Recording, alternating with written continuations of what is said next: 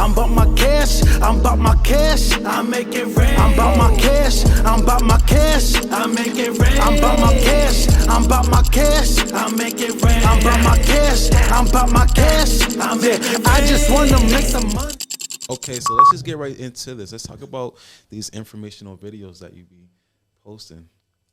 What are they about? So, what I like to do is I like to just create content that I'm pushing out, and the reason being I'm creating this content is to be able to educate the viewers that I have, whether it's people that are just kind of watching just to watch for information, they're considering buying, considering selling, whatever it is, but the best decision you make is educated decision, right? Right. So that's pretty much the whole purpose. Right. And what's the focus of your education? It's real estate. Okay. Yeah. So real estate. So what is going on in real estate right now? Let's just talk about like what is the state of real estate right now? The state of real estate right now is what we are in the second day of spring. It's a spring season. Spring for real estate means business.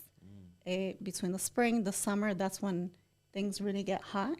And so as we move into the warmer months, people between just having completed taxes, receiving that tax check, and just beginning to prepare, people start getting into the streets, right?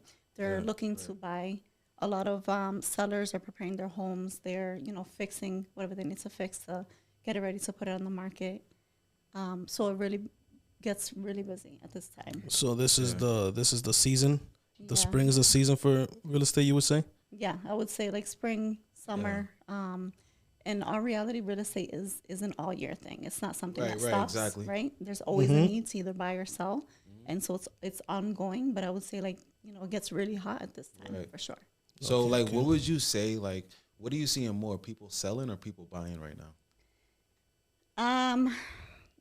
I would say that we are finding right now probably more buyers, right? Buyers. We're finding more buyers. And I don't know if you guys had seen anything, around COVID time, but COVID really changed a lot for the real estate industry and how, aggressive people, needed to go, and how the urgency that came with COVID, right? People were stuck in the apartments. They were stuck, in these smaller spaces, and they wanted a way out, and they started to think about, having their own space and buying, and they also started to think about just their goals. Right. And just those two things alone, a lot of first things that come to mind would be, buying a home. Right. How can I, be with my family, spend time, and have my own space and not be limited? That's complete that goal of getting that home. Right. Okay, yeah, I like that. So how long have you been doing real estate now? I've been doing real estate for a couple years now. I entered right around that time. So for me, it's just been crazy, right? As soon as I got into it, it was, you start something, you start crawling, then you walk, then you run. No, it was like flying. Like flying, yeah. It was a lot of energy ready to go. Yes. How do you keep that energy going throughout the whole time? Like keep you motivated, keep you going 4 years later? You know what? You're not always going to be motivated. It's really about staying disciplined. Right. Staying disciplined, knowing what you are doing. It's what you want to do, working towards that. Always knowing and understanding your why and reminding yourself of that. Okay. So. Do you work more with buyers or sellers? Like who? I would say, I work with both. But more recently, I would say buyers. Definitely. Buyers. Okay. A lot of like the educating and stuff. A lot more buyers are interested in reach out and that type of stuff. So. Yeah, I'm pretty sure that's a different process for both sides, like buyers and sellers. I know that right now, some people are trying to sell their homes, and it might be difficult because they're looking for the right price. So, like, talk to us about like what is it looking like average price for homes right now? Because a lot of people are going through like housing crises, and like they're struggling, like trying to pay rent and then trying to figure out how to buy homes. So, like, what are average prices right now for homes? Yeah. So again, it's gonna range because what it looks like in February and what it looks like in April are going to be, different numbers. But it would be around like 500,000. Yeah, 500,000. For like what kind of home though? So that would be like an average single family home? Single family, yeah. Okay. Okay, so drop some jewels on us right now, okay? Like, is it better to buy a single family home, or is it better to buy like a 2-family home or a 3-family home? Like to start off with your first to start home. off, just like a first time. What would be your opinion on that? Because like everybody has different things, Everybody and I'll probably tell you what I think about it too after. Yeah, definitely. Everybody's gonna have their own situation, right? So not everybody wants to be a landlord. Right. Not everybody is maybe either in a position or has the desire to kind of do that type of work, because at the end of the day, once you make it a business, it is a business, and you have to know how to navigate it. Right. So I really would say, what is your situation? What is your ultimate goal? And then zone in on that. Okay. Is your ultimate goal to have a space for you and your family to raise your family? Or is your ultimate goal to become an investor? You want to start buying a property, buying another, right. Then I think I'm stuck with both. My goal is to be an investor, but in the long run, to have that home for my family and everything. Right. So I'll probably start with a multi-home family and then work my way up to eventually having that. So the family and everybody, we're going to have to wait a few more years, but that's, so I kind of put both of them in there. That's kind of how I feel too, where, I want to be an investor. I want to be a landlord, because I don't know where I truly want to buy like my forever home. And I don't want to be stuck in a situation buying a home and then trying to get out of that one. And, of course, I'm learning different things now. Again, I'll talk about what I do for work, because my job teaches me a lot of different things. But I'm just highly invested in knowing about the real estate game and how things are transitioning right now. I do know a few realtors, and they go through their different things. And I recently learned that they work with Section 8 clients also to buy homes. So, like, talk to us about some of your recent sales. Like, what has been like your biggest sale, or like sales that you're currently working on right now? Yo, what's up? It's your boy Nice. We're here. Make sure you turn on your notifications. You do not want to miss next week's episode, where we're going to teach you step by step on how to make your own custom apparel. Whether you want to start a business or already have a business and you don't want to keep paying for uniform and you want to create your own stuff, we're going to teach you step by step on how to start printing shirts.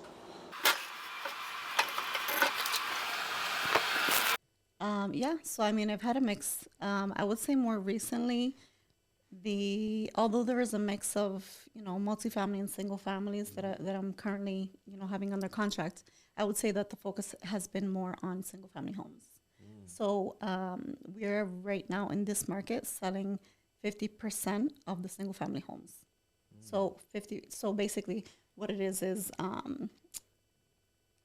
single family homes are selling, let's say if there's 100, then there's 50 that are multifamily. Okay. So that's not bad. Is there a lot of homes like in this current area, or which area are you mainly focused on selling homes? There's no particular area, honestly, for me. Very open to just kind of expanding. I know and understand that sometimes people come to you with one need or desire or just goal.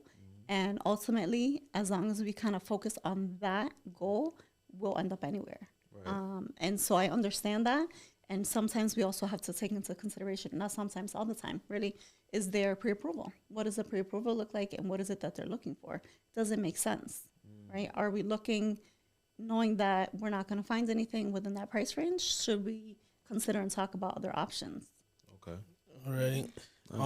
So wait, I want to go back really quickly, keep going. Because you mentioned what would you do in a situation, right, of you wanting to be an investor, but you also wanting to have a single family. Right. Yeah. Nice. So just to take it back to that and to explain a little bit, you can purchase you can purchase down, right? So you can purchase a residential, which residential is 4 units and lower, and then commercial is 5 and up, right?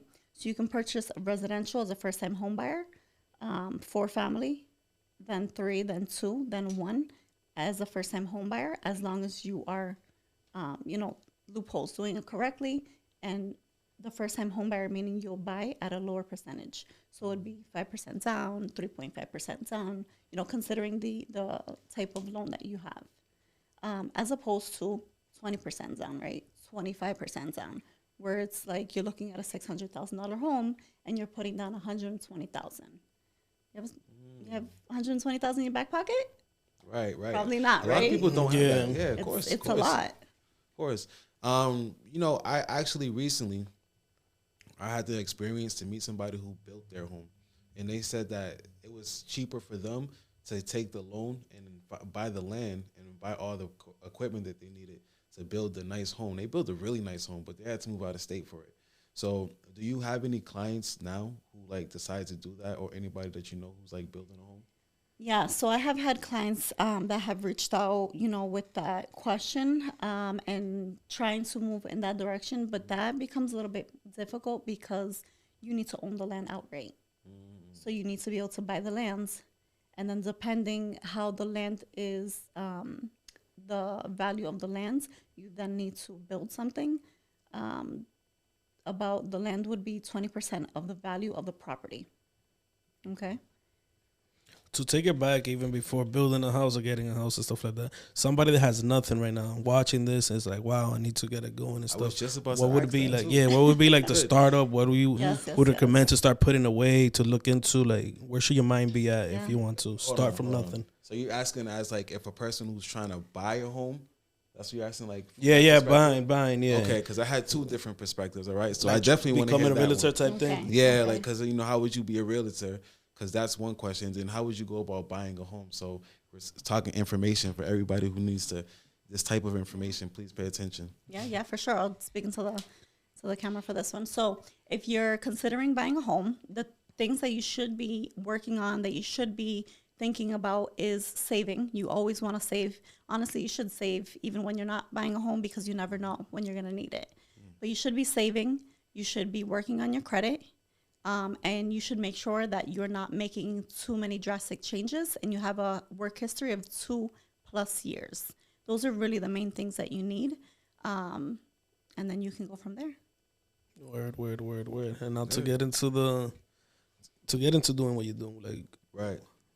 talk about your journey, how you started, and what would you have to do to try to get into.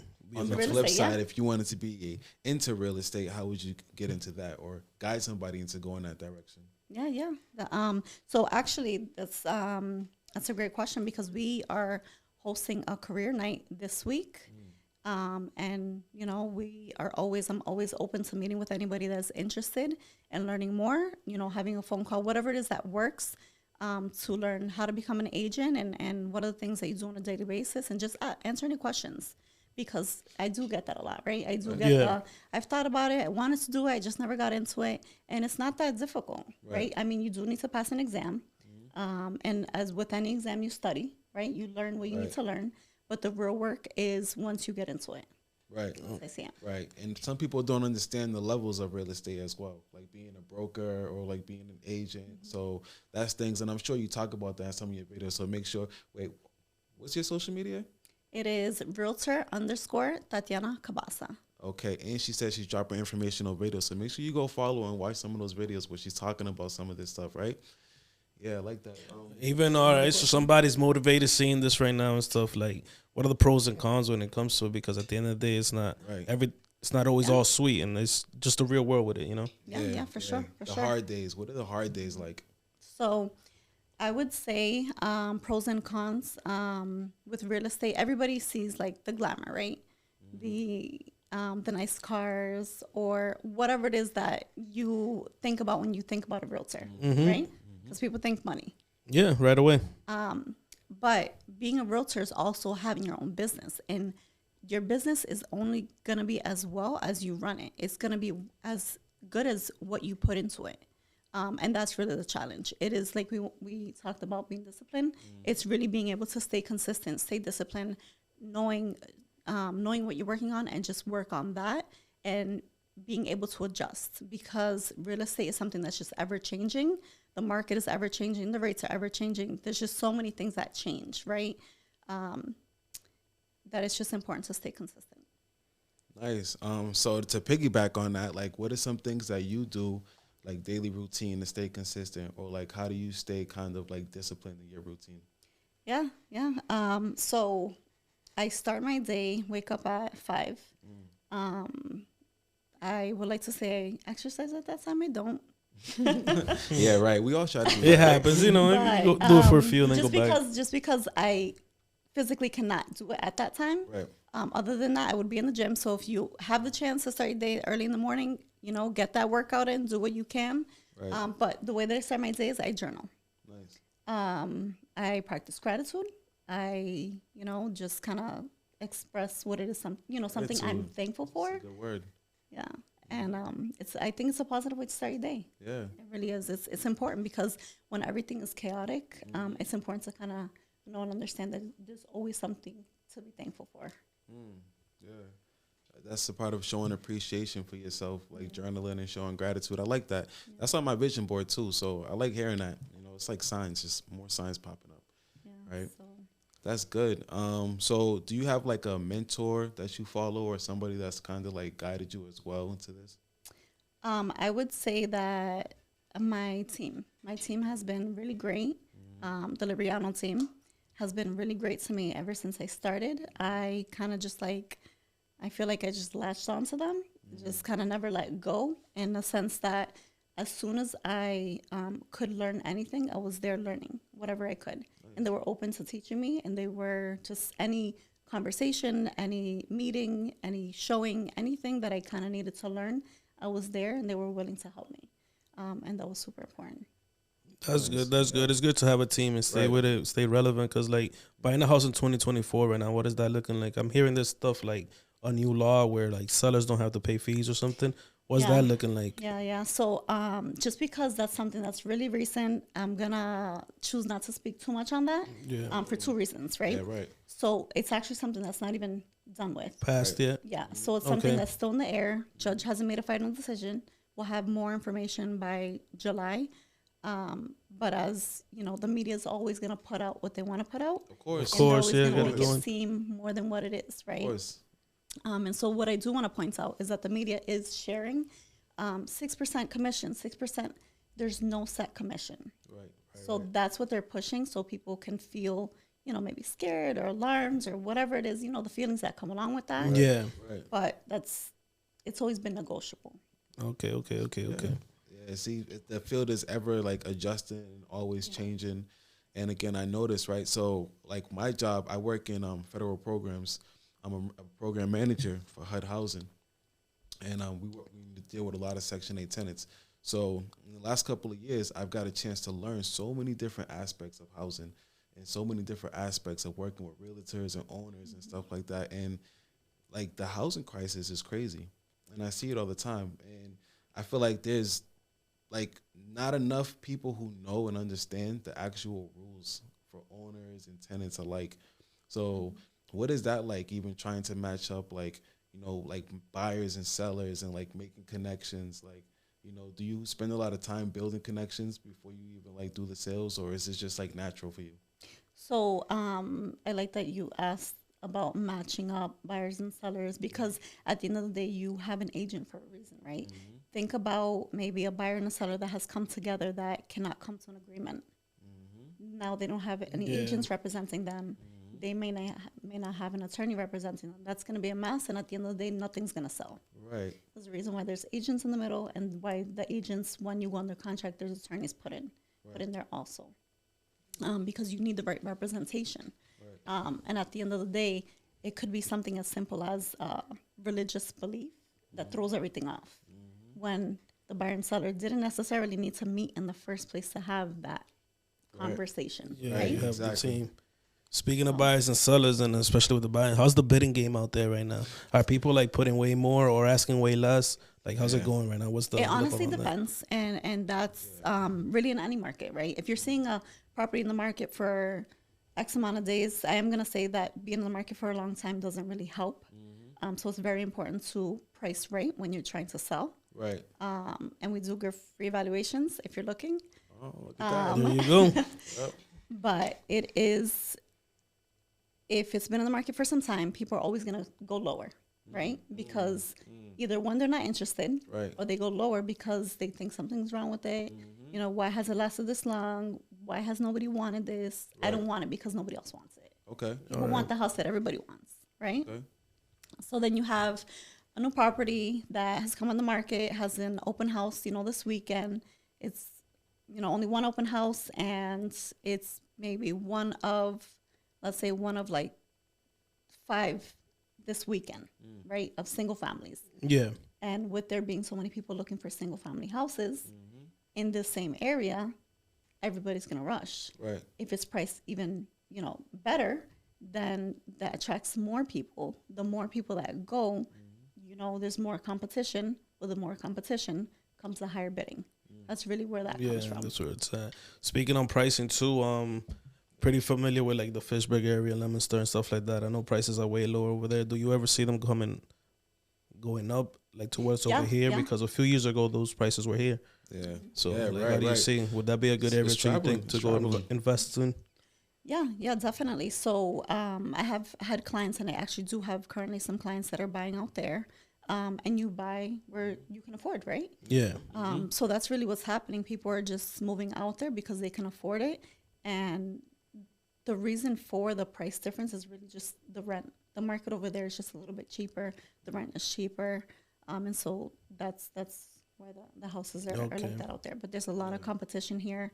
Nobody wants to leave the area, right? Yeah. Right. Because all the good stuff, that's what happens. You try to, push people out, and then all these different things happen. And we're going to get into all the details, but you know how it happens. And it's kind of like, I see a lot of people now also moving back into the city. There's people who have a little bit more money because they're trying to enjoy the amenities and stuff like that. So I actually want to ask two different questions, but I'll ask this one first.